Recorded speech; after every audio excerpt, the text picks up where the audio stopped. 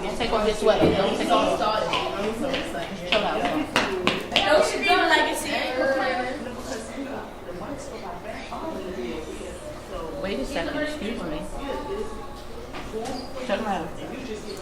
You having fun with your cousin? Yeah. You are, huh? Can we hide? You want to hide again? Yeah. All right, you have to wait a second. Can we hide?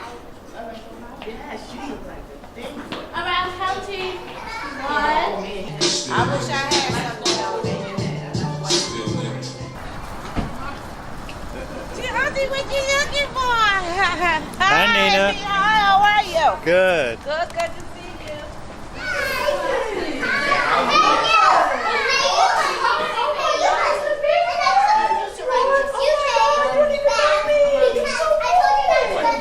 That's your cousin Tajay, Gigi.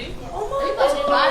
She was a little thing. Oh, you know what I did? I only need YouTube. Yeah, look for here. I see it. Right here. That leads to right here. You know his mom? Come at me.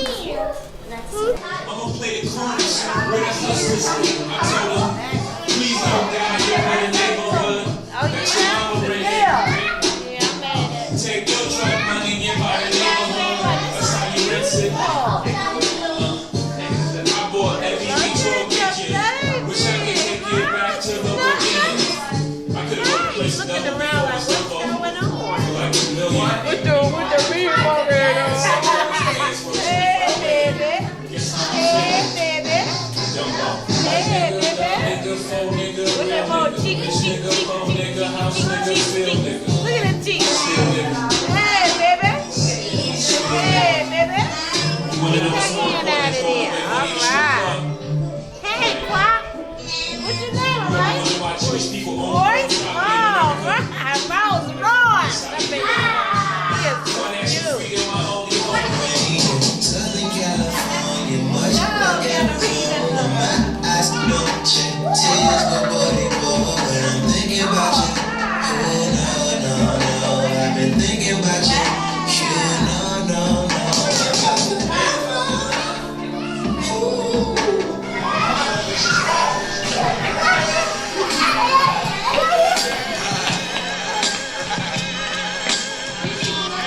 What up, bro?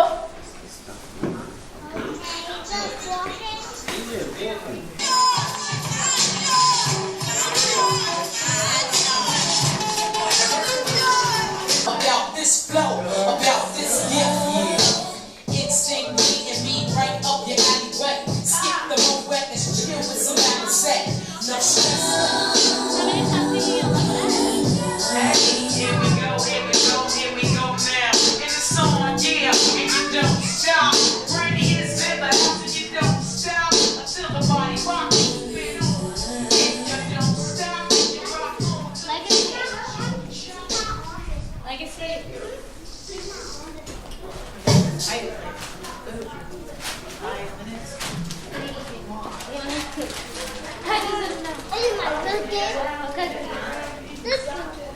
What is it? Do you even know what you're doing?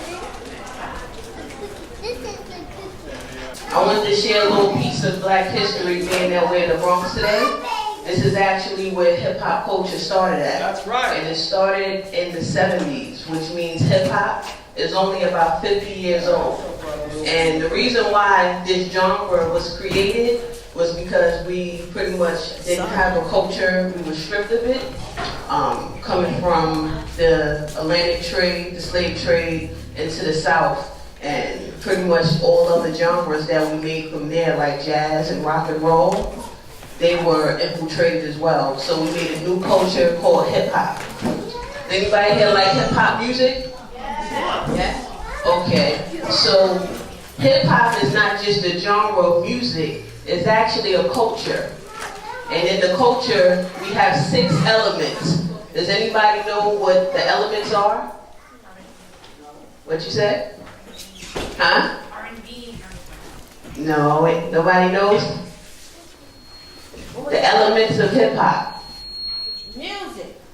Music, which is actually two elements because we have the MC who raps, and then we have the DJ who plays the music. And it's actually three elements of music because then we have B-boy, which is dancing, and now the dancing is like Millie Rock or Hit That Quan. The Sally Wally. The Sally Wally. Hey. Okay, so that's three elements of hip hop. There's another element which is actually called knowledge. Knowledge is a part of the hip hop culture as well. And the MCs, they always put knowledge into their music. It was kind of like our source of media. They would talk about things that the news wouldn't televise. The fifth element is getting fly, the way you wear your clothes. You know, back then we wore like jumpers. Yeah, something. Without graffiti. There you go. That's the last element, which is graffiti. Does the youth know what graffiti is? Art that spray paint on the wall. That's the art. And it's a part of broken windows where they don't like us to do graffiti. But it started off in the Bronx where a lot of buildings were being burnt down. And they expressed themselves on the sides of buildings, on the sides of trains, so that they can make their community look beautiful, and also they can be rebellious and send a message out that we were here, we wouldn't be forgotten. All right? So we're actually here in the Bronx where hip hop started, and it's only 50 years old. It's not that old. All right? So first we're gonna have Fajay. This is our youth chapter. Let's give them a hand. These are our youth members here. We have a couple of more that's on their way. But they're officially in the youth chapter. We did initiations last night for our first group. They have handbooks. This is their handbooks. And we're going to pass it around so the adults can look at it. If you have any youth that you would like to be a part of the chapter, this is what they will be learning. Okay, peace. Well, actually, it was rap first. And then in the 80s it became hip hop. It grew into a culture. Okay. I'm sorry. Yes, thank you. All right. So Fajay Badia, she's going to be presenting Madam C.J. Walker. Let's give Fajay a hand.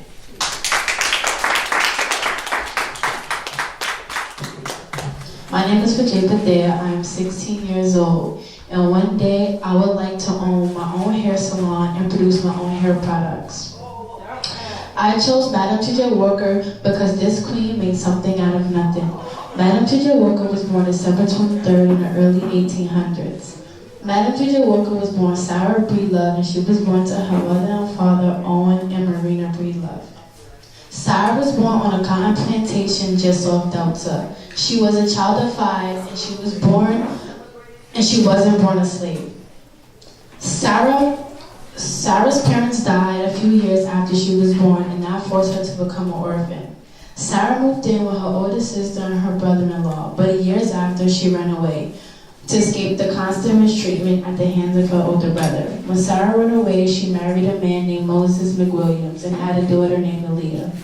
2 years after Aaliyah was born, her husband died, and she moved to St. Louis.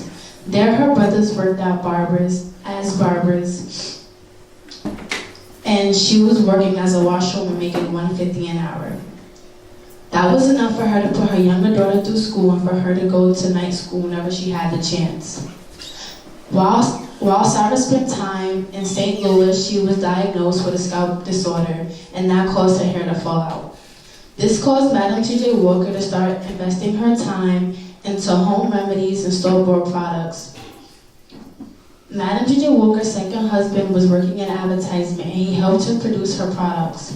He helped promote her businesses, and they traveled all throughout the South and the Southeast promoting her products and the Walker method.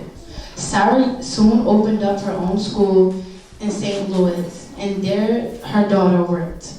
When Sarah and her husband divorced, she kept doing her travels all through Latin America. Sarah and her husband... Take time, you got it. Soon after Sarah and her husband divorced, she moved back home. and she still kept on going. She didn't stop. Sarah's daughter stopped teaching at the school and went home. A few years later, Sarah passed away, and she left half of her estate to her daughter. Sarah is still credited as one of the women who made herself a billionaire. Sarah still has many products surfacing today. Sarah is also one of the first women to invent the hot comb. That is my piece for y'all today.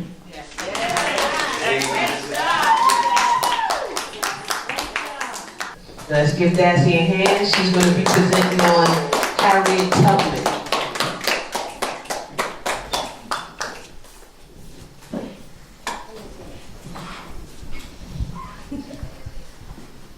They call me Moses.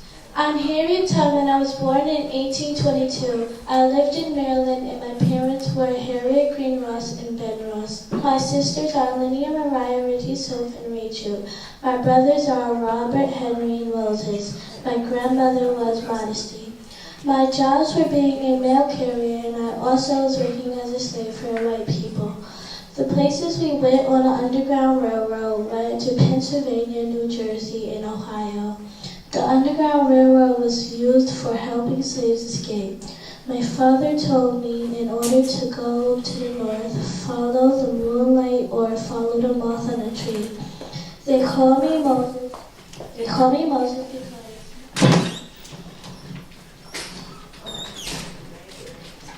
because I saved slaves like Moses in the Bible who freed his people. It was a $40,000 reward to find me. I saved my family in 1849 through 1860. I went on 17 missions and I freed over 300 slaves.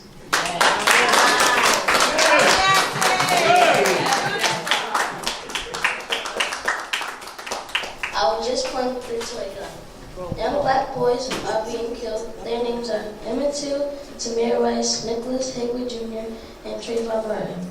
They've been killed by racist white people and officers. Emmett Till was 14 when he died. He was born July 25th, 1941. Emmett got beef for talking rude to a white woman. The date he died was August 28th, 1955. The white woman said he touched her, but he did not. The white woman's name was Caroline Bryan. She admitted lying on her deathbed. Tamir Rice was 12 when a cop car pulled up on him and got out and shot. He was dead. The policeman that killed him was fired, but it was no justice for him. The police officer's name was Timothy Lohan. There was no jail time for the officer. Nicholas Haywood Jr. was with two boys with a toy gun. The cop had a real gun. Nicholas' gun was fake. The two boys with Nicholas said the gun was fake, and the cop shot him. He was 13 when he died on September 22nd. Trayvon Martin was born February 5th, 1995. When he was 17, he died February 26, 2012. Trayvon was buying iced tea and candy. Trayvon and George Zimmerman started fighting.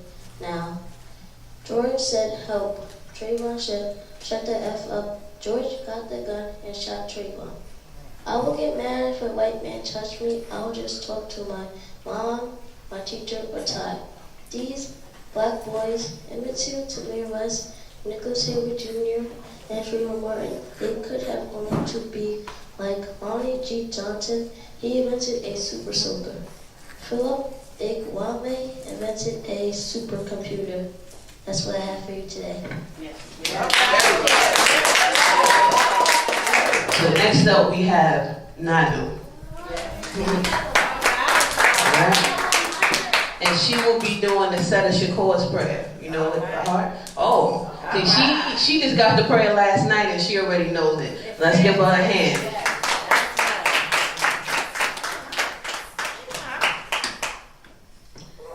It is our duty to fight for our freedom.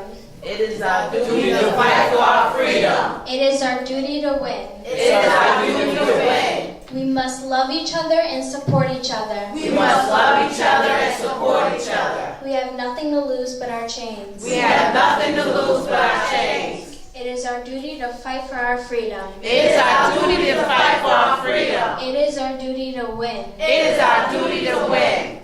We must love each other and support each other. We must love each other and support each other. We have nothing to lose but our chains. We have nothing to lose but our chains. All right.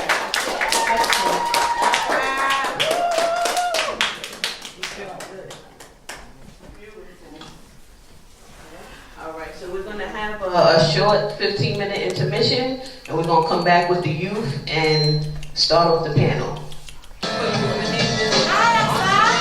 Hi, baby. You're welcome, darling.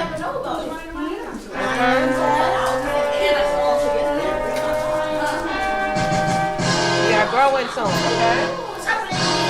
Put your nails in here. Put your legs up in here.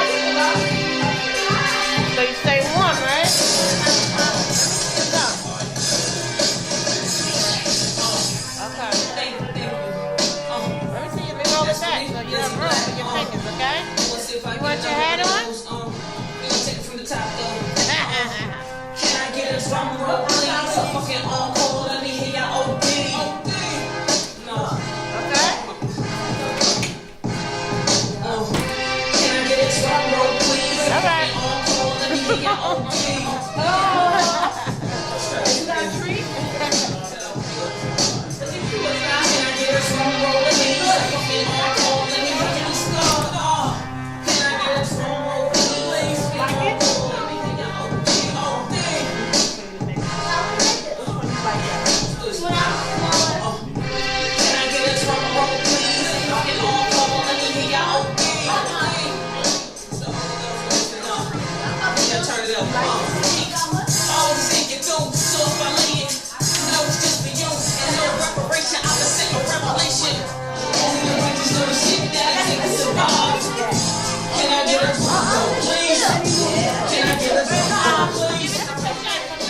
Florida just had a school shooting. 17 people were killed. There was one that was injured. And I feel like I want to touch on this topic because as a child that go to school, you never know who it could be, when it could happen. And yes, they try to prepare for you, but you could never be prepared enough. Like, you never know what's gonna happen, how it's gonna happen, what's gonna happen, like. And then the thing I feel is whenever there is a school shooting and it is a person that's not of color, supposedly they have a mental illness, or they're mentally challenged, or they're mentally unstable.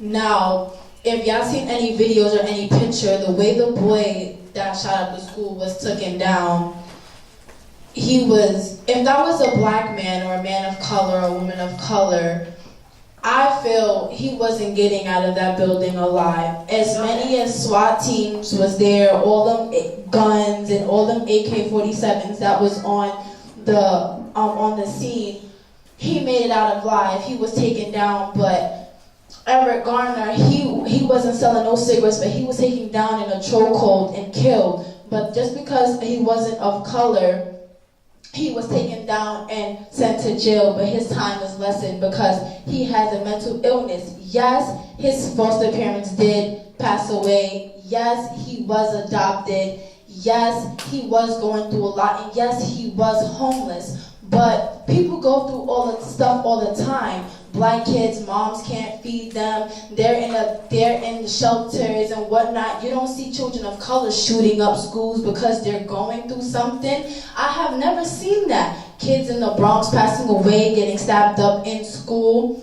And I feel like there's not enough security, not enough ways to keep kids out. In the school I attend to, there's glass doors surrounding the building. Now, if I wanted to enter a building and I had a firearm on me, I could easily get in because not all glass is bulletproof. Not all glass is gonna hold a bullet, and bullets don't have name on it. So you never know who's gonna get hit, black child or white child, you never know. And another thing is, the school I attend, there's no school safety. None at all. They have hall monitors. Basically, that's just any one of you with a walkie-talkie. Now, if I wanted to come and shoot a school, y'all easy targets. Y'all don't have guns. Y'all don't have anything to protect yourselves when you have anything to protect me. So I just feel like this is a topic that a lot of people need to be discussing. Take it to the Board of Education, the DOE, whatever y'all need to do, the principals of schools, because as a child, and y'all probably have children and grandchildren, I would be scared for them because it's getting to the point where it could be anything and anybody could happen anywhere, anytime, in any school. I don't trust no one. Like, it's like, I don't trust anybody anymore because it's just like now I don't know who it can be, when it could be, and it's just something that's really scary. And they need to do something about it, get more protection, more school safety, less exits, like something needs to happen to this. This threw me off. Princess Alvin. All right, disregard that whole sentence. I don't know what I said. But and then now a lot of kids are wanting to be homeschooled. When I go to school, I want to feel safe. I want to be in a learning environment. I don't want to have to worry about, oh, there might be a school shooting today. Oh, something might go wrong. No, I want to come to school and learn, get my education. I don't want to have to think about now being homeschooled. Like, I want to go to school and learn, see my friends, go to lunch, have a conversation with other students, not be homeschooled. I'm home every day of the week. I go to school, come home. I don't want to stay home and learn. No, like I want to be out in the world. Now a lot of kids want to be homeschooled, and it's just, I feel like it's just, it's not fair. It's a scary situation for the youth, for college students. It's just, it's scary. Like, I don't know how y'all feel about the situation or if y'all followed up on it, but there has been 18 school shootings since January. Since 2018, there's been already 18 school shootings. And another thing was, why are all of these children with mental illness allowed to buy firearms? How is that possible? Why? They had mental illness, so why are they buying firearms? You never know what they can do with that or the purpose for buying it. If that's the reason, then stop them from buying it. Do a background check before they get the firearm. Don't just let them walk in a store and be able to buy a firearm. Like, that's just, to me, it doesn't make sense, it's ridiculous, and it's not fair. Gotta go to Capitol Hill. You have to pay attention to what is going on around you, because that's what school safety agents do. They pay attention to what's going on. So if you're feeling uncomfortable in your environment, that means that you have to really pay attention to what's going on. Not to say to take away from your schoolwork. No, you just have to be aware of your surroundings. Right. You know, and a lot of y'all have to start doing this, encouraging your friends to do that too. Because the things that the guy was saying, the students, the ones that shot up school, the things that they were saying, you know, they have a pattern of behavior. So you have to look at that pattern of behavior and see if it's, you know, reflective in your peers or, you know, your other classmates. Just pay attention. And he actually had gave a warning. I don't, if y'all see the post, he actually had posted, I'm gonna show up to school on Wednesday. Like, that was actually a status. And usually that's supposed to be taken very seriously because you never know if it's true or not, and they took it not serious, and it actually happened. Now 17 lives were lost. Yeah. Trinity? Unless you get up and try to do something, God's not going to put it in your lap. My name is Fanny Lou Hamer, and I was born on October 6, 1917, to Ella and James Lee Townsend. I was the youngest of 20 children. As a child, I picked up cotton even though I had polio. I recognized the hateful actions white supremacists demonstrated, all to prevent black growth. For example, my family's crops and animals were poisoned by a white supremacist. This is why I dedicated my life to civil voting and women's rights. I married Perry Pap Hamer, and together we had 2 adopted daughters. One of my daughters died of internet hemorrhage because the hospital would not admit my daughter due to my activism. And through my own grief and loss, I helped poor and needy families in my very own community. I was a co-founder as well as vice chair of the Freedom Democratic Party. I represented at the 1964 Democratic National Convention. I also co-founded the NWPC. The NWPC was created to teach and support women whose goals were to be in office. I've always believed that women should have the right to vote and shouldn't be exempted from office. I wanted to show my sisters that we can do anything, so I took the test to vote 3 times. Twice I failed, but on my 3rd try, I was a registered voter. Although I died of breast cancer, the fights are not over, and my legacy still lives on. Before we get into our panel, we actually have 2 people that wanted to address the youth. We have my mom, Mama Cease, and let's give her a hand because this is her first time out in this movement. She raised me in the movement on a broad scale, but this movement that we built, this is actually her first time that she's able to make it out. Yes, I'm Mama Cease. I'm glad to be here, and this is sadly to say my first time seeing what she's been working on and building, and I'm proud of her.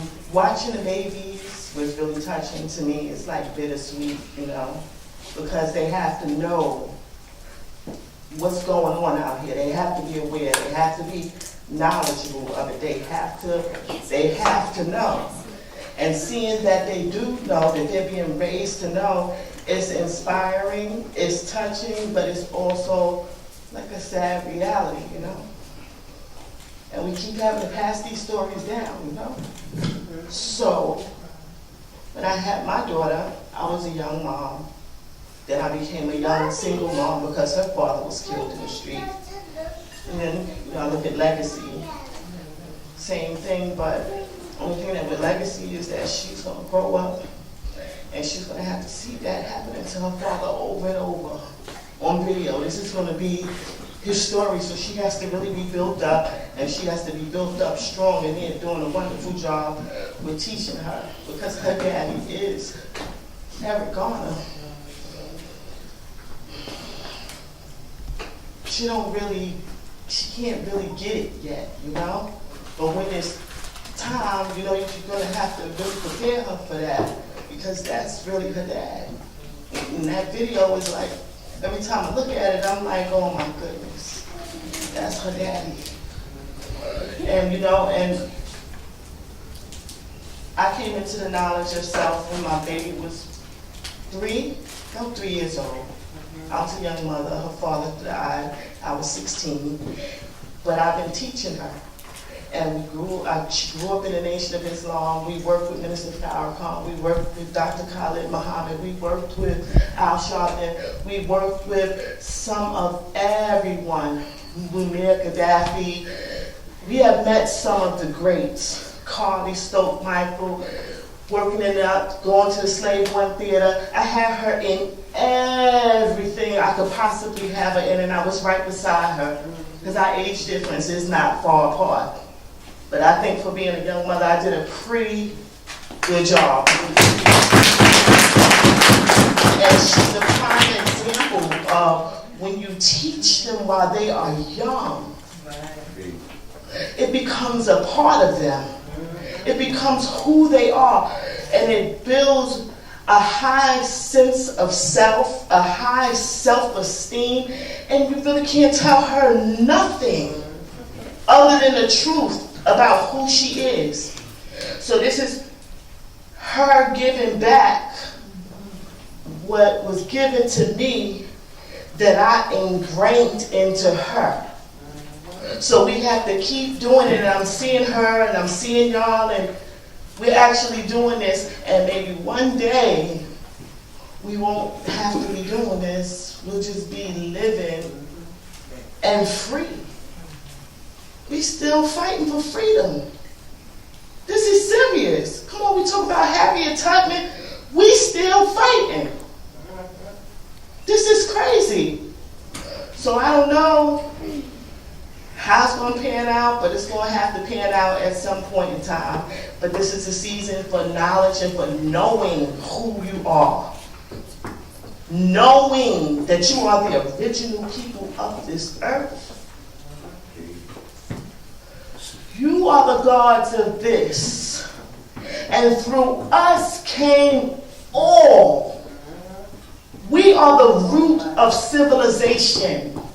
I am the mother of everything. That's what my shirt says. Mama Cease, the mother of everything, because I am the earth that all life has come through. The earth that all life has come through. You pass this knowledge on to your children. They have to know, not guess, not believe, because to believe is to have some doubt. You have to raise them knowingly. And I thank you for your time, but I just wanted to share that. And my baby's history is long. This has been her whole life, so she's not pretending about this. And I salute you, Jewel, and all the rest of y'all who's putting in this work.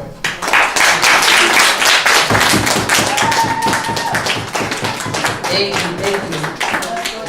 Powerful. And Brother Hakeem, he wanted to address the youth and the people as well, and then we're going to get into the panel after that.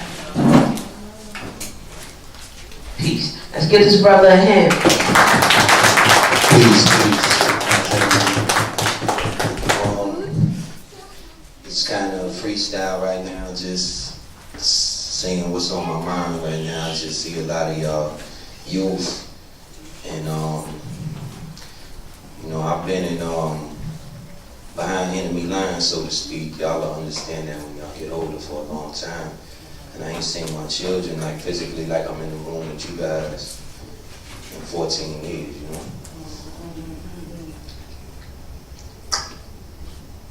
Give me a second. So when I see y'all and y'all like aware of yourselves to that degree, we y'all drawing from history, you know what I'm saying? It's like examples. And y'all drawing from history. So it's powerful because I'm watching y'all wondering what my kids would be doing, you know? Like too. And like I did a lot of things, you know, I've been homeless. I've been really on another level financially too. And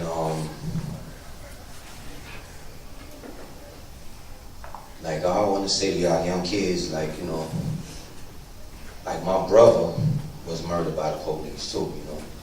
And I didn't really know him, all I did was talk to him on the phone. He was in Chicago. But my father was a major member of a group known as the Black Peastone Rangers, who became El Rukin. And if y'all know y'all history about black power movements in the 60s in Chicago, then y'all know exactly, you know, what I'm talking about, because their leader was like one of the brothers that got caught striving to do a deal with Gaddafi to get some nukes and blow up the Sears Tower. You know what I'm saying, right? You know, so it was major. So my pops being in that zone of the Panthers, my uncle being H. Rap Brown, and these people being my influences as kids. And, you know, it's real powerful. So now, you know, when I was y'all age, I was put in a group home system. So if y'all got y'all family, you know, y'all got to really, like, appreciate what you got, you know? Because a lot of kids today, I see y'all take things for granted, you know? And if y'all got people that you love and that you know that love y'all, appreciate those people. Because they will disappear on you right when you don't think they're going to disappear. They're going to be gone. And generally when people die, the only people you remember are the two types of people. People that you know, they spirit, or you could feel that they wanted you to do good. Like all of y'all, when y'all get older, y'all get about 30. I'm 41, you know? But when y'all get to be about 30 or something like that, you're going to realize, like, yo, there's certain people that's no longer living. And the only people worth remembering is the people that cared about you when you know they wanted to see you do good. Like for real, I can't think of nobody in my past that I care about that didn't want the best for me, you know what I'm saying? Like, so I say that to say this too, you know, being a father away from my child, and you know, Lexi, she gonna have to deal with that as she get older, you know, but just like, that part, usually I'm way smoother than this, you know what I'm saying? I got choked up a little bit, you know what I'm saying? But there's a lot of emotion involved, you know what I'm saying? It's a lot of emotion involved, you know. My father was also shot by police, you know. When I was 11, I was pistol whipped by police on 47th Street. I was down there selling some things I shouldn't have been selling, and they snatched me up, took my money, did like 40 and ran me head first. I still got the scars on my head right here, you know, into a nail down, green nail down mailbox that they had out there, and took what I had, and they was like, just go ahead. And they just beat me up, you know what I'm saying? And so I was about 11 at the time, standing down there, 42nd across from the Derby. I say this to y'all, you know, I don't want to lose y'all. So I say this to y'all just to say, I say, yeah, I got the message that sound like an English butler. Power on. The Bluetooth device. So, you know, like love each other. Like my family really don't talk to me because a lot of things that I did in my past, you know. And then as I got older now, I come and I see all this Black unity events, and I'm looking at myself like I'm kind of estranged from my family. Like I did a lot of things that a lot of people didn't approve of in the past, and I just didn't know. Y'all got the opportunity to really know some things, and y'all got people around y'all that actually care. Every adult in this room didn't even have to come in. Right. Even if they never say to you, I love you. Every adult in this room love y'all in their own way, because they wouldn't be here. It's just a simple fact. This is time. You know what I'm saying? The world has sucked you up. You know, one day y'all gonna be all of y'all gonna be the adults, and it's gonna be your responsibility, because each generation like got to protect the next generation. Like it's like going to, if you guys know about hunting and farming and fishing, like back in the days, that's how you survive. Nowadays, survival requires something different. Like police killed my brother because of what my father did, because he was involved in political movements. And so, you know, you gotta understand what you're doing right now. Y'all in a dangerous situation. You know what I'm saying? And people right might be across the street snapping photos of us all. That's only come out there. You know, I come from that. I understand that. You know that. And like, we can't care. So what? It's my people. You know what I'm saying? What I'm supposed to do. Like y'all over me. If it requires that, then you know we can't be. We just estranged. And I say that, just look, love yourselves. You know what I'm saying? Love each other, and don't think when you walk past another Black person in the street, you guys, never hesitate to speak to them. You can speak. All you young people, y'all can speak to Black people when you walk past them. Everybody nowadays, y'all got your head up, don't look at nobody. What's good? You know, it ain't even about that. It's, hey, how you doing? Peace. You know, you be surprised. You just smile at a brother. Like, he could be a killer. You smile at him and be like, yo, peace, bro. What's up? And he like, man, ain't nothing, bro. He probably told his whole life story to you out, because it happened to me plenty of times. People go through things. We all meet each other. And I don't want to take too much time. I just kind of lost my thought, and I'm thinking about my kids. I appreciate y'all. You know. But I just came up here from Atlanta, you know, yesterday night. So sister just called me around. So I appreciate y'all. Yes, peace, I check. Yes. The movement too, we need brothers like that as well to encourage our young Black boys. So now we want to get into the panel. Jill? Okay. So on the panel today, we have Jennifer Jennings. Let's give her a hand. This is actually the book. This is her book, Assad's Little Army of Survivors. And you might see little Assad running around here. We have Aunt Shirley from the Forgotten Borough of Staten Island, she says. And of course we have Drew Miller, who's a powerful activist, and she's also Legacy's mother. So the first topic on the panel is night shift. We also know them as projects. They've been around for a long time, and they have been mistreating our people since the beginning of time. So we wanted to touch on that topic, and we actually Power off. We'll actually start off with Aunt Shirley, Okay. being that she actually has a personal situation that she went through with night shift. Okay. All right. Okay, I am to the older ones, sister, and to the younger ones, Aunt Shirley from the Forgotten Borough of Staten Island. Okay? And unfortunately, it's not just NYCHA, it's everything and anything that they do to us. Okay? It's all connected. Like I also roll with Stop Mass Incarceration. Okay? Because they have been, let me just get off the stuff. Let me just start with NYCHA, okay? Now the bottom line is, NYCHA was supposed to be a place where it's supposed to be affordable, right? But what it really is a concrete jungle, okay? And they have us housed there, and it's supposed to be a place where you come together and you know your neighbor. The way I was raised back in the projects, back in the days, in Spanish Harlem, right? My neighbor became my family by association. If I did something wrong, my neighbor could whoop my ass, tell my mom, and I get a whooping too, right? Yeah. But I was good, I didn't get ignorance. But anyway, but the thing is, it's, and as quiet as it's kept, even, we didn't give them credit, but back in my day, the cops who were there, you knew them. You knew every single last one of them by name, and they knew your family too. And if you did something wrong, right, they would say, hey, I'm going to tell your mom or your pop or whatever case, they'll take you to the house, whatever case may be. And it's so different now, so far different. And I can't give them credit, the whole entire police department, because that happened to be the one that was in my neighborhood, okay?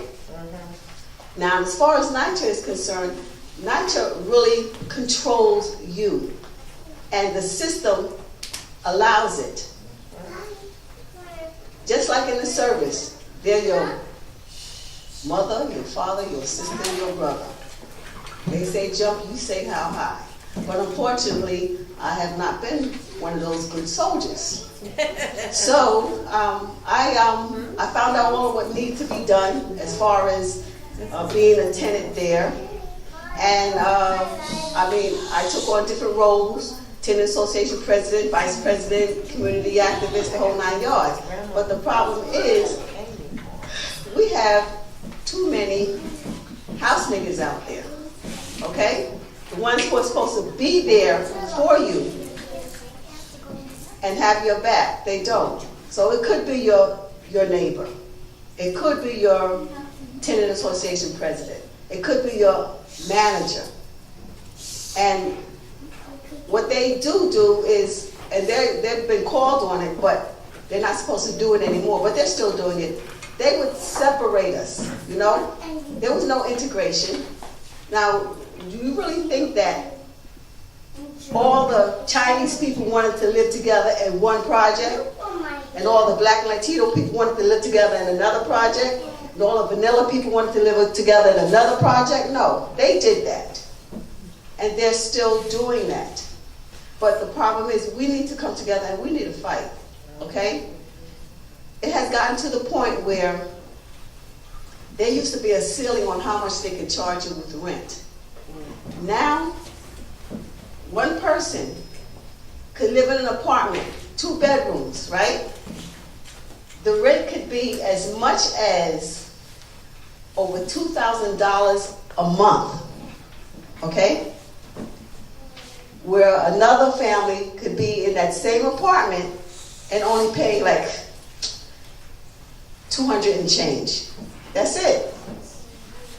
Yes, it goes down. I mean, so bottom line, they get you coming and going. And instead of us sticking together like we need to, it didn't have to happen. Another thing that they have done is they make rule and regulations, and they don't let you know until after the fact, and then the people who could have been there for you make a difference.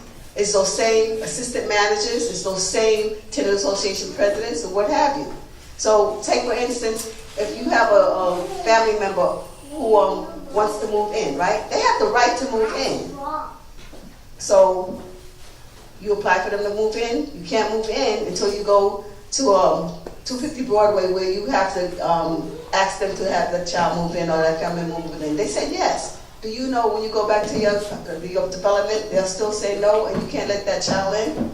But they can let that person in when they want to let that person in. And if they put them on and you're not even aware of it, you still have to pay that back rent.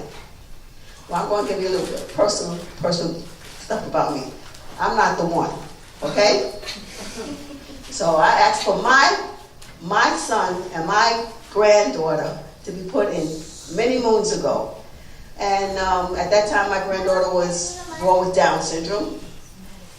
And they wouldn't let my son and my granddaughter in. 2004, 2005, 2006, they took me to court because my apartment is under-occupied. Yes, it was. I had 4 bedrooms. I had me a palace, okay? I got me a basketball court.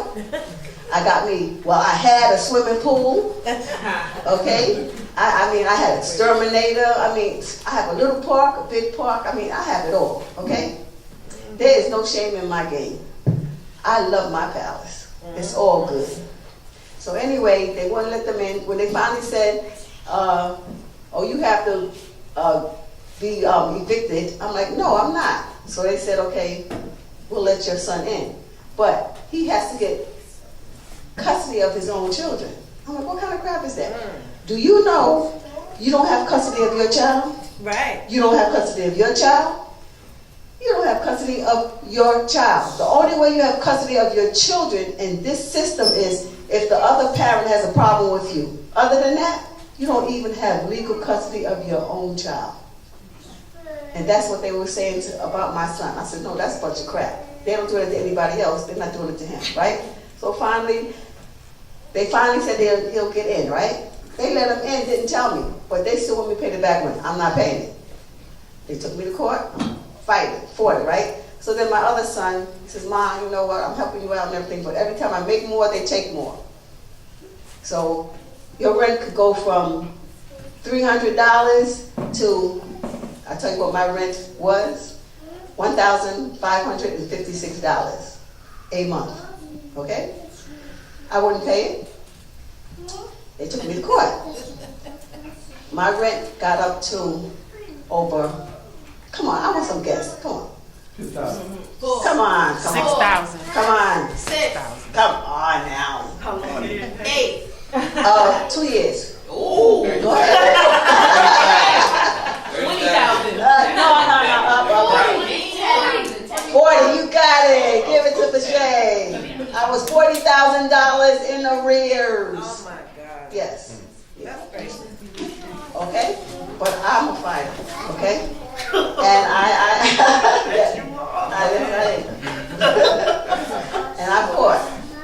And the rest of that. On the topic of nitrogen, though, we definitely want to point out that it's systematic. There are, for years and years, because I was born in the projects and grew up there. My mom did as well. And growing up, at first we thought it was normal. You know, sometimes the water would just be cold, with no warning, or the heat would be on in the summer. Exactly. Yes. And not on in the winter. And there's still people going through these conditions in NYCHA. This is why the fight against NYCHA is very important. And also, on the other hand, a lot of people are not only being killed black on black, but murdered by the police in NYCHA developments. And NYCHA stands in the way of justice.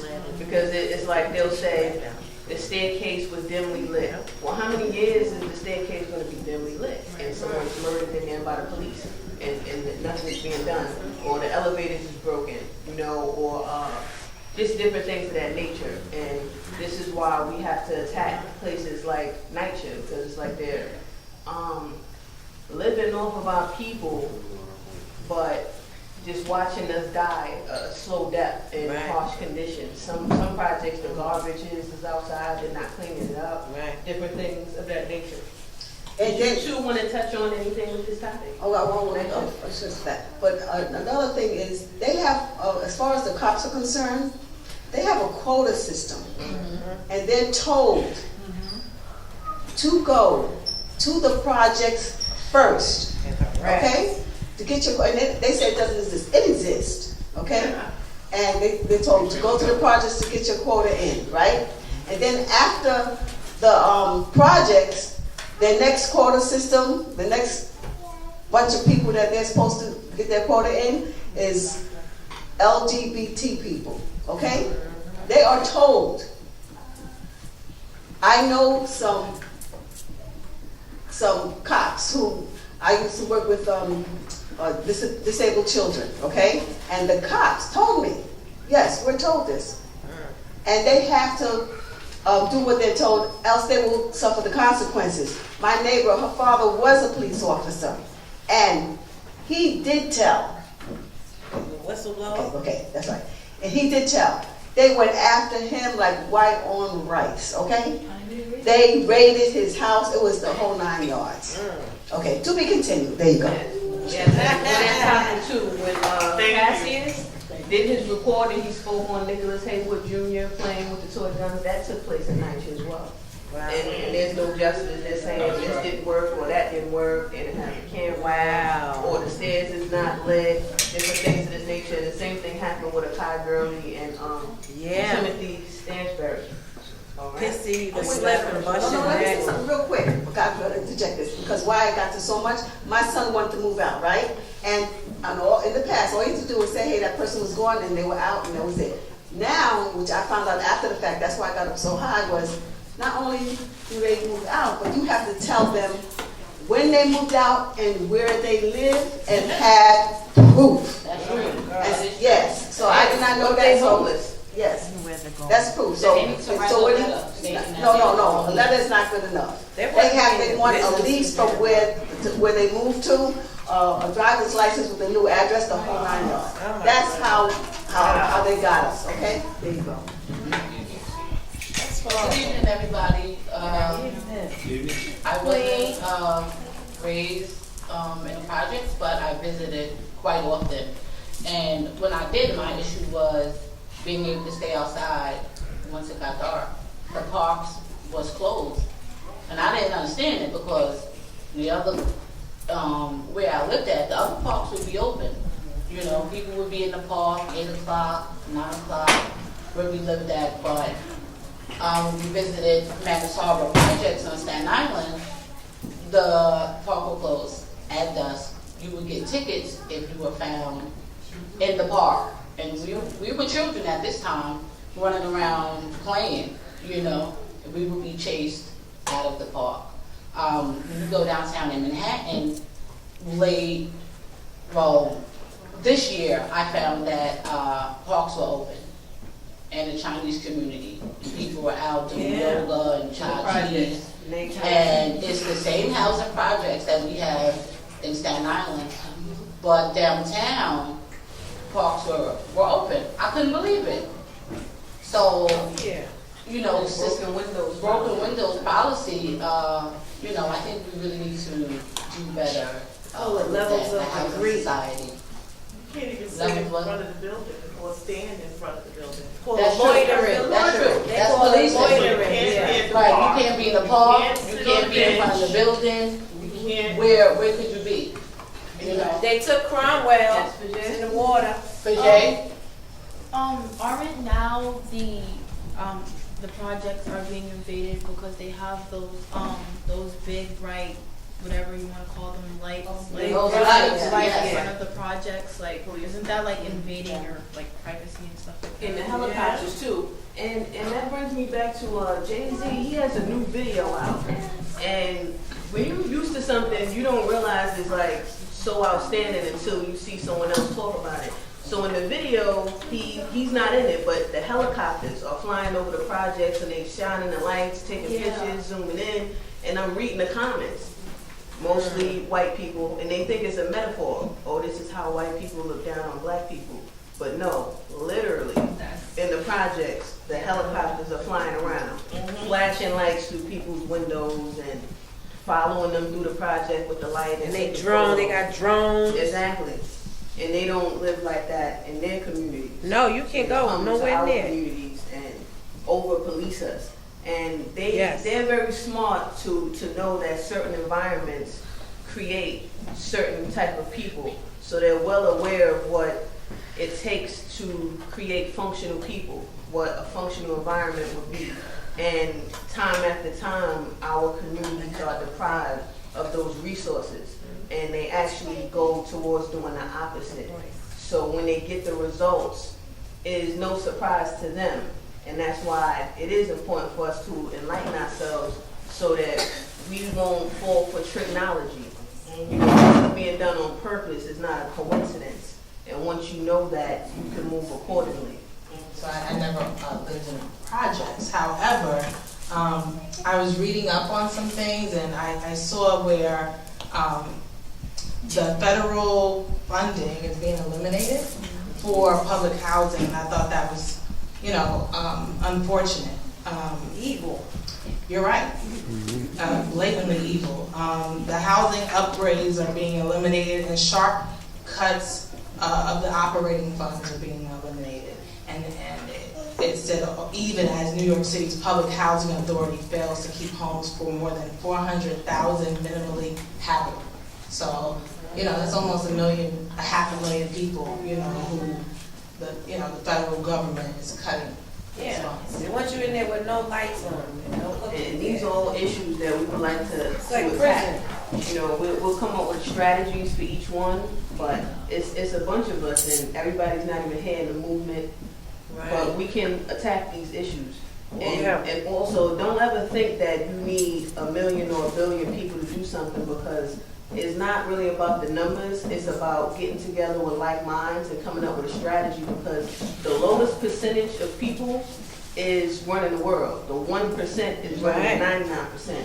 So we don't have to have everybody or all black people, just intelligent people with a strategy to get this done. And being on one accord. And also all of the things that are being mentioned is also a part of the gentrification process, So they want us to have enough, like for it to be just too much and to push us out like we'd be ready to flee, What I had to do was go move to another state to be accepted,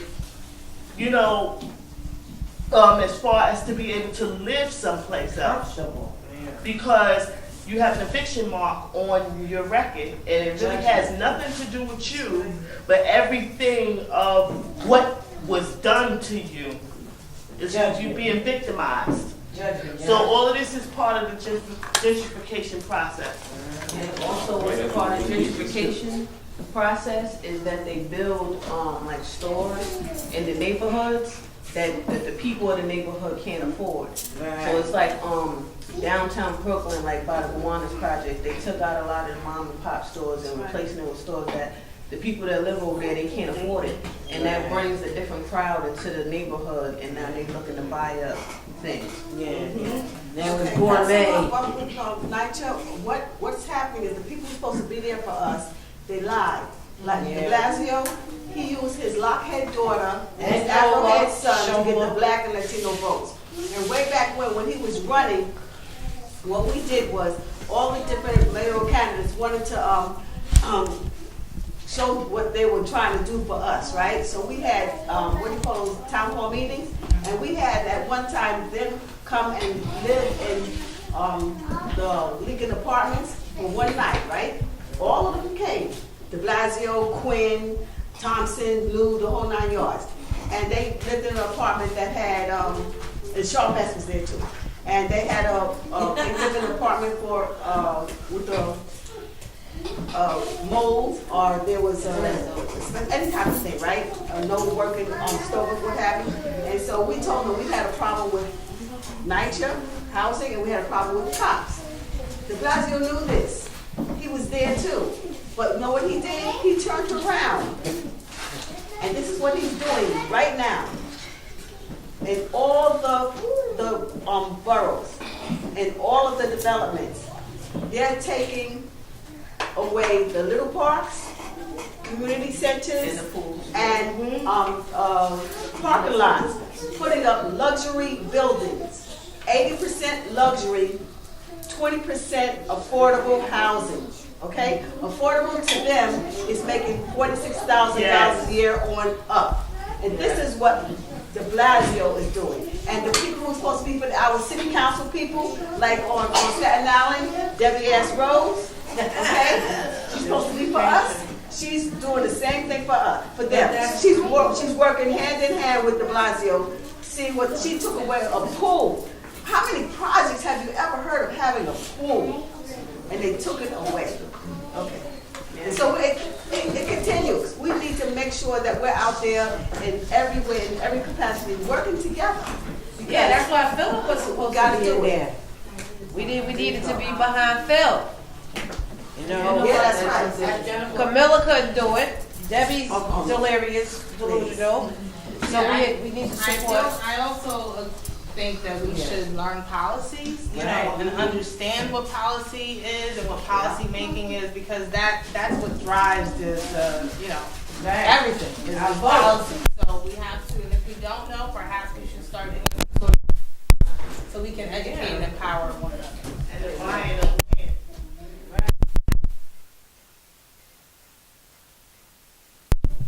These things like 10, 20 years ahead of time. So by the time it's getting to us, it's already in full effect. And they already have a plan for whatever you plan. So the thing is, it's about actually doing for self and investing in something that belongs to you. Okay, so the next topic that we have is police brutality and black on black crime. And I would like for Jewel to start off on this topic and then we'll go around the room. Well, what really got me into police brutality really was the murder of Garner, July 17th, 2014. Everybody's seen the video. It's been playing over and over again. But what I got from it was a new lease on life. What I got from the murder was finding out, truthfully, what is going on in the world with the police, with the system, with how we operate. Police brutality, you can't walk down the block without being stopped. You can't drive in your own vehicle without being pulled over. Everybody knows this is a very touchy topic for me because it's personal. It raised me up and my children. I have this little baby I have to educate and let her grow up in a world where she has to watch her back from the system in its entirety. Alright, so we'll get back to Jules. Jennifer, did you want to touch on this topic? Police brutality, black on black crime. I can touch on black crime. That's black on black crime is the reason why I actually wrote this book. My son, Asai, he's here today. He just turned 3. His dad was killed 2.5 years ago. So he was 6 months old. When we were on vacation, we're actually down south by a friend. So he was killed by a friend. His friend shot him 3 times. So a gunshot wound to the chest was what killed him. My son's aunt was also killed the same way, gunshot wound to the chest. So black on black crime by someone that she knew. So black on black crime is very, you know, it's real, it's serious, and it tears families, communities apart. And for me, what I got out of it, aside from, you know, the grief that you know, that we endure as adults, I just, my heart poured out to, you know, young people because I too know what it's like to lose a parent. My mother died tragically when I was a teenager. So for me, being there and understanding that you have a support system and you have your ancestors and you have, you know, your community to lean on and to pour into you is very important. And I wanted my son to understand that, because that's the only way I'm here today is because of my faith and good people. To be completely honest with you, my faith in good people. Also, you know, we wanted to touch on why do we think police brutality and black-on-black crime are taking place, and what could be some solutions. One point I like to throw in there is that it's systematic, and they're like a left and right arm on the same system. So I kind of wanted to see if anybody wanted to, you know, go down those avenues. Yeah, it's definitely systemic. Okay, it's, yes, and it's done by, it's done on purpose, okay? It's done by design, okay? I don't know how many of you know about the Willie Lynch letter, right? It goes way back, okay? Back in the days, and I'm going to call him like he was, there was a Caribbean cracker, okay?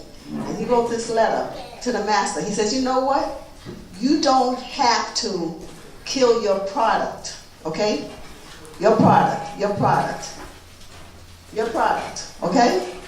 All you have to do is turn the man against the woman, the boy against the girl, the young against the old, the house nigga against the field nigga, the poor white trash against the niggas, okay?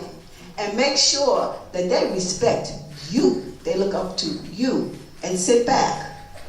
It continues today. Back in my days, the flavor of the day was being called Blackie by my own fellow black sisters and brothers, because you're better, because you're light-skinned, and you're treated better, okay? So they turned us against each other. It continues today.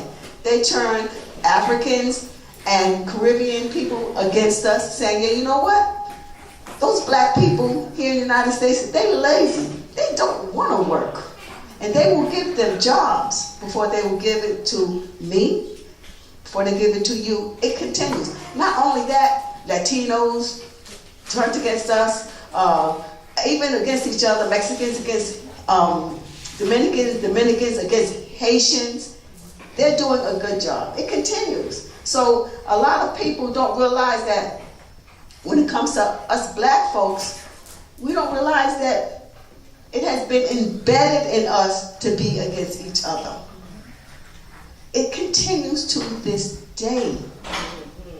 And people think that, you know what, and I'm going to tell you, and please, I really can't stand when I hear that, you know, when they say, oh, look at the police, what they're doing to us and everything, right? And then somebody will form their mouth to say, but what about what we're doing to each other? I mean, I want to smack the black off of them when they say something stupid like that, because one has nothing to do with the other. Bottom line, when the Jews were incinerated, right, by the Germans, you know, they say, they're incinerating us. Yeah. But what about what we're doing to each other? I mean, who says that? I mean, come on. So, bottom line is, listen, we do have work to do. We do have to acknowledge what we do to ourselves. And also, but most of all, we have to acknowledge that what the police are doing to us. The police are products of the 1%. They are doing their jobs, okay? And they're doing it by design. And so no, you can't take the police and say, let's reform them, okay? Bottom line, look at this. Our true hero, Ramsey Orta. Yes. And any of y'all don't know who Ramsey Orta is, y'all should be ashamed of yourself, okay? That was Eric Garner's friend. He's the one who took the video of Eric Garner, his friend. And if we didn't see that video, we wouldn't be sitting here, because we wouldn't be knowing nothing, because it would have been just another nigga shot down in the street. Or no, excuse me, choked down. Modern day lynched in the street, okay? Bottom line, And then when it came to what happened with him, he had that video. So they're saying, put the video on the cops. So we're not supposed to believe our lying eyes. When we saw the video, that wasn't good enough. And you know who's in jail? Ramsey Orta. He's the only one in jail. And they're still getting away with killing us. So, yes, we have a very hard job to do. But one thing you must not forget, we are strong black people, okay? We have gone through so much, and we continue to go through so much. But we have to realize, you know what? We got to stick together and we got to make it work. And it's not just looking at the system and say, hey, how are we going to reform this? And I'm going to reiterate, we need a revolution. We got to stop saying, hey, you know what? We're going to make this work. We're going to make that work. We're going to make sure that we get out there and do what we can do. But, hey, we got to keep on making it work. Yes. And Tajay, you wanted to add something on this topic? Yeah. I wanted to, because you're talking about Black on Black crime, and it's, well, see, I was thinking what you're saying a long time.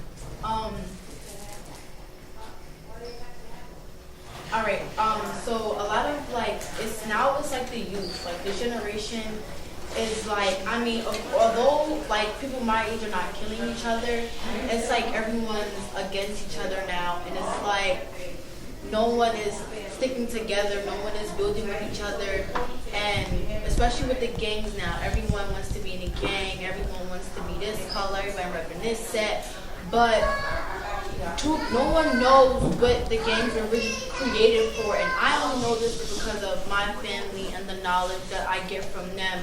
And I didn't know until Todd had told me that Bloods and Crips were originally created to protect the community and protect their loved ones.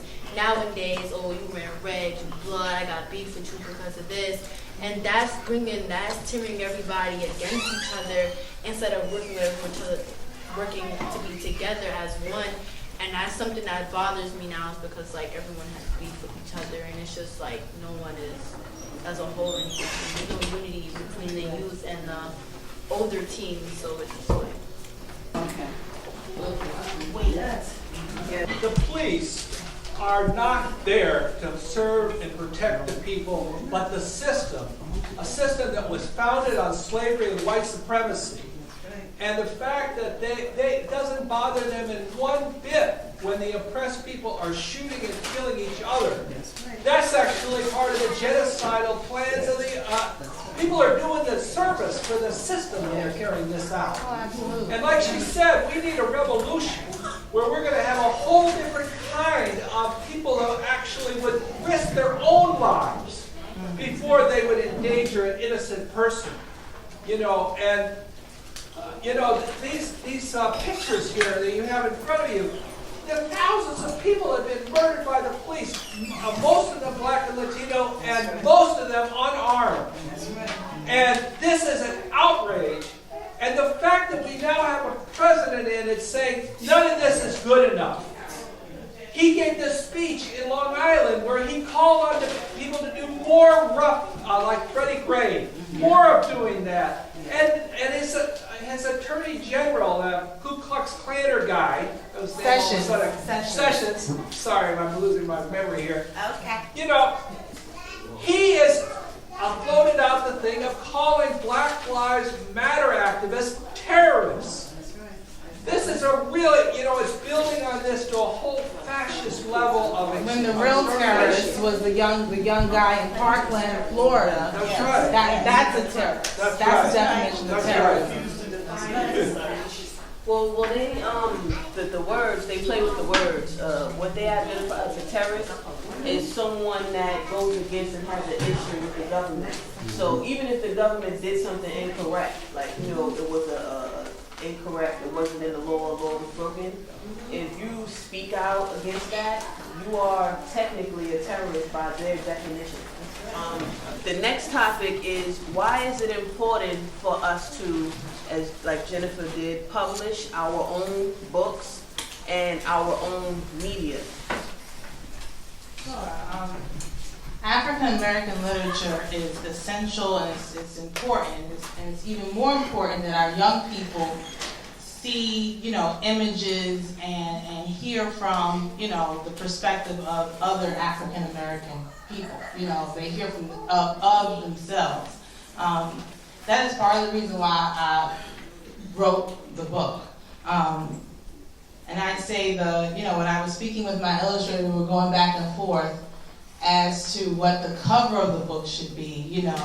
Our size little army of survivors. When you hear that title, someone might think of an army, or they might think of, something in terms of survivors, but I really wanted to showcase a little black face on the cover. I wanted to showcase a little black boy. Did you know that more books are being published, children's books are being published of animals, of plants, rather than, African American children? And then of all the African American children that are published, of course, the little black boy is scarce. So to me, it was very important to be proud of and to show the little, the melon as she has on her hat, in his, in his face. So Yes, and if people wanted to purchase this book, how can they find it? Sure, they can go online at funlayograce.com. That's FUNLAYO Grace.com. Funlayograce.com. And you not only publish this book, but you're also launching a black-owned clothing line. That is correct. I'm actually relaunching my line. I launched it 10 years ago in Myrtle Beach, South Carolina, and moved here to New York City about 7 years ago to do just that, to go into business and to empower my people, actually. So Funlayo Grace is an empowerment brand, and we produce camps, we produce clothing, publish books, and do events that are geared and centered around black, and not just black, but empowerment, encouragement, and building one another up. So. One more thing though, you have something coming up on March 31st, so can you share? Sure. March 31st we'll be at the Hilton in Newark Airport. You all are welcome to come and get your tickets at funlayograce.com. Again, it's an empowerment brand, so we're doing an event where we are doing just that. We're empowering one another. We have the producer from the Michael Bazin Show coming to host the event. We have 2 Harvard grads who are going to come in and share about business. We have Jewel here. She'll be coming to share about, and she's going to be doing an activism workshop. We have Ty, who will be, while they're ripping the runway, she's going to actually do a live musical performance. It's going to be really, really great. And what's also exciting is that based on the book, we actually started a camp last year entitled The Little Survivors Camp. And it was truly super successful. We had the camp in Staten Island at a conference house park. And we plan to expand this year and have the camp again on Staten Island, in Newark, and in LA. We got, so we're really excited about this. Our director of camps, he's here, is actually my brother. He came out, Timothy, so I really appreciate his support. He actually just retired. He from playing basketball overseas, so I'm very happy to have my brother back to the stage. So is this your first book? This is actually, it's my first book. What's interesting is that I actually wrote the book as a letter to my son because I was a teenager when my mom died. So for me, it's very tough talking about grief, pain, sorrow. And so I said, I'm not really good at this. Let me write a letter to him. And after I wrote the letter, after reading it in its entirety, it just moved me. And it moved me because I too experienced loss of a parent at a young age. So at that point, I knew it was important to publish the book.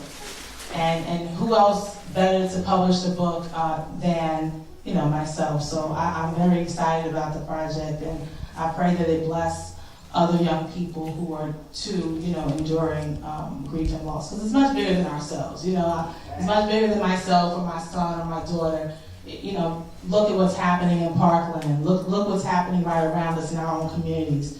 So, and I'm happy to have partnered with, the Legacy Eric Garner Left Behind Foundation to raise awareness and to empower young people, who've experienced grief and loss. And my second question is, what advice would you give to her if you want to write or she does? To follow your gut, and to be organic. To follow your gut, to be organic, and above all things, I believe in the Almighty. Seek ye first the kingdom, and all these other things shall be added unto you. So, all right. When you finish growing up and finish school, start your own business or go to grad school. Know there's an army of supporters, an army of fighters who want to see you win. You're in the little army of survivors. The last topic is the involvement of Al Sharpton in the movement and the passing of Erica Garner.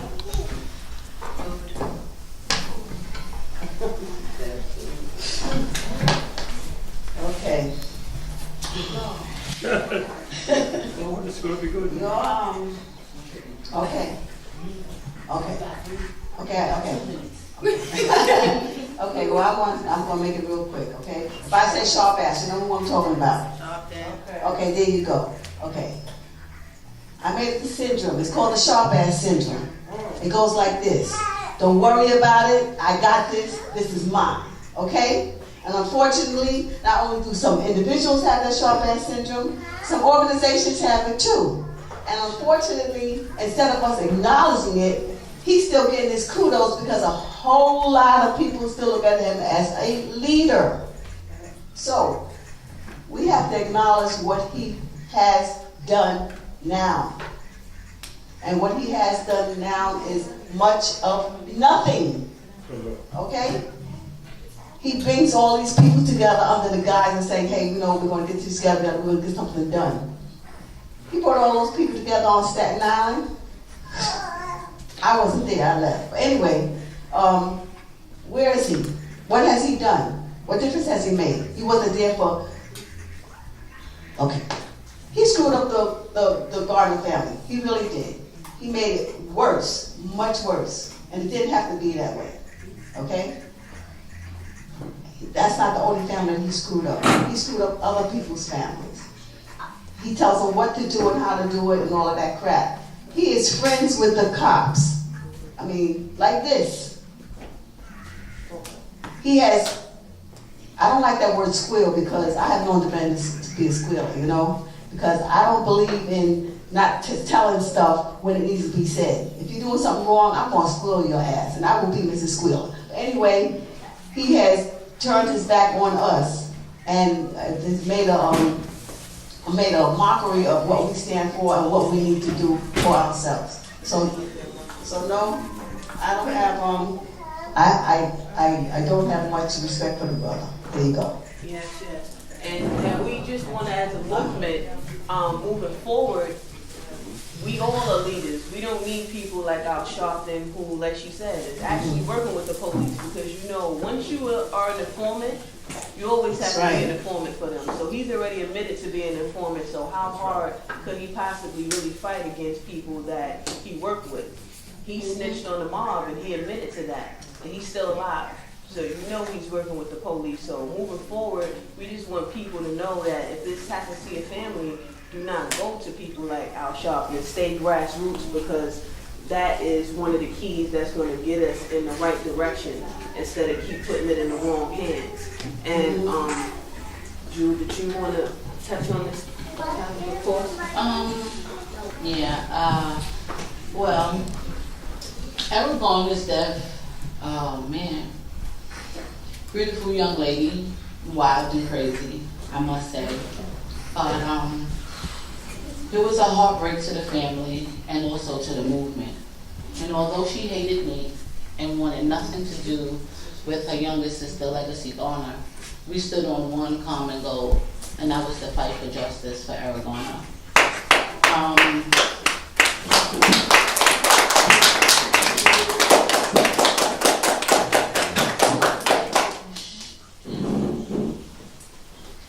Again, this is emotional for me because this is a personal issue. It's my daughter. It's 7 years out of my life knowing these people. Family issues are what they are. And it is sad that Erica is no longer with us, but her fighting spirit we will continue. And that's what I have to say about Erica. Al Sharpton, people just stay away from Sharpton. He's really not for the people. And I had a conversation with Sharpton early on when Erica was murdered. Legacy and I and a couple of my family members pulled up to the first march on Staten Island, and we were told that we couldn't get in because I was a stalker at the time, and by the end of the rally, I did meet with Reverend Sharpton, and we went back in his office. Because Ron Fern went up there with haystacks on 50. We had yes, Auntie Fern was definitely a great help.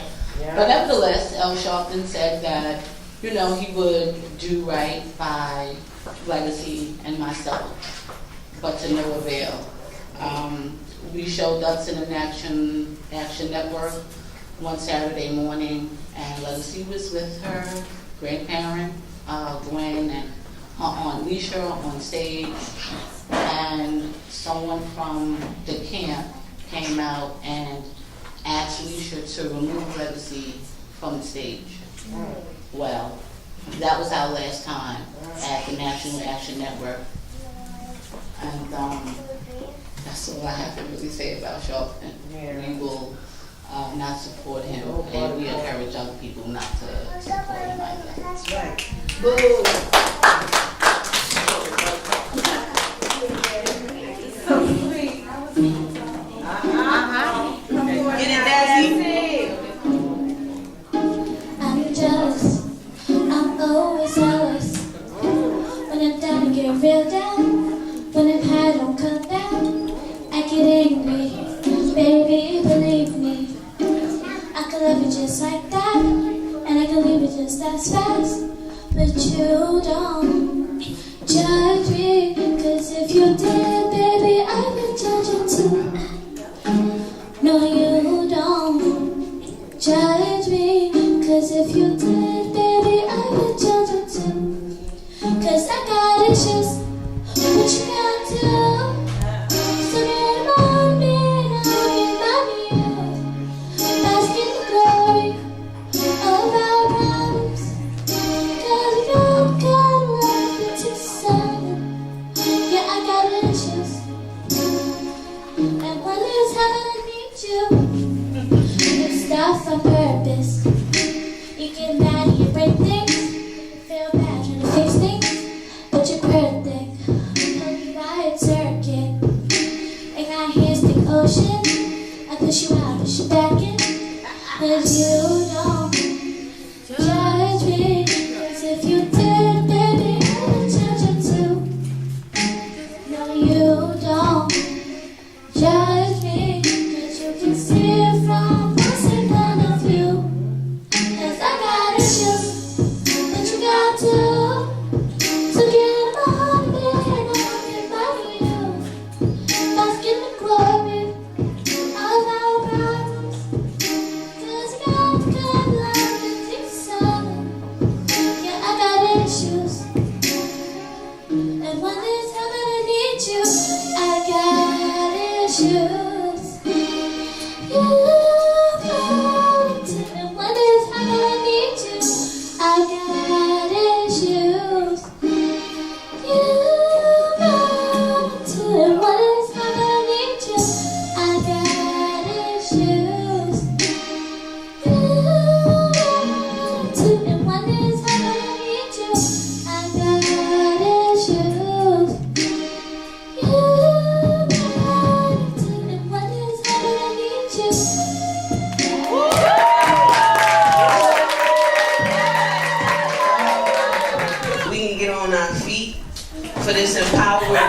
It's called Killer Cops. Anybody ever heard that record, Killer Cops? Yeah? Alright, so y'all know how it go, right? Alright, y'all too shy to stand up? We came out to have a good time. We came to have a good time, man. You can drop that drink. If Khalid Muhammad was here, huh? If Malcolm X was here, huh? Well, I am a Seder Shakur. These killer cops, these killer cops, these killer cops, these killer cops, these killer, I can't breathe with your arm on my neck. Stop! These killer cops, these killer cops, these killer cops, these killer cops, these killer, I can't breathe with your arm on my neck. Stop! Protect and serve, no, we've been forced to learn. We don't share the same exact concerns. Rodney King, laying in the street, or Sean Bell, slain in the street, or Eric Garner, how many rest in peace? Nah, I ain't waiting for the number to increase. I am tired, I acknowledge I ain't playing with this beat. Start a riot, out crying, parade in the street, do the right thing, spicy. Radio Raheem, king of life in this frightening. Ha! They so predictable. It's been happening for years, it's a ritual. These killer cops, these killer cops, these killer cops, these killer cops, these killer, I can't breathe with your arm on my neck. Stop! These killer cops, these killer cops, these killer cops, these killer cops, these killer, I can't breathe with your arm on my neck.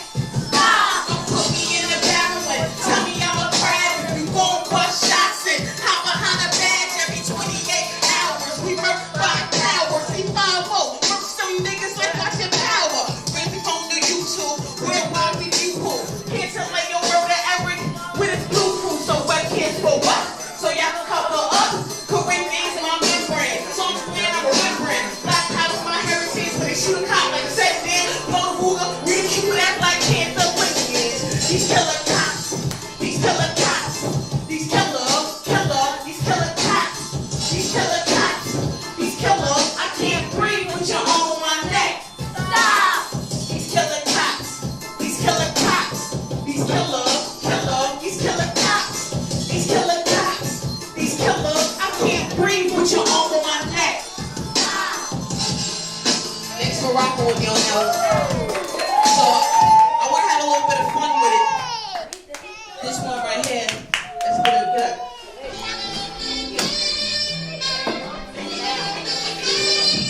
It's only one black, one black, one black, one black, one black, one black. It's only one black, one black, one black, one black, one black, one black, one black, one black, one black, one black, one black, one black. It's only one black, one black, one black. Put it together, don't divide that. We were one, we'll rip the apart. Precious bonds, replaced with scars. Children for parents, husbands for wives. Culture snacks by teachers at night. From Africa to the West Indies, or taking the please America's needs. No matter the church or soil, we are one indeed. In unity, we are one in need to truly win. Don't be fooled by a flag, you a Nubian. Don't be fooled by a flag, you a Mandingo. Native tongue replaced with their lingo. Let's approach from this angle. One black, one black, one black, one black, one black, one black. It's only one black, one black, one black, one black. Put it together, don't divide that. One black, one black, one black, one black, one black, one black. It's only one black, one black, one black, one black. Put it together, don't divide that. Fist up if you love yourself. Thanks for rocking with me. Salute. Thanks for coming out. Salute everybody that performed. Salute everybody that was on the panel. Let's network, show love, everybody.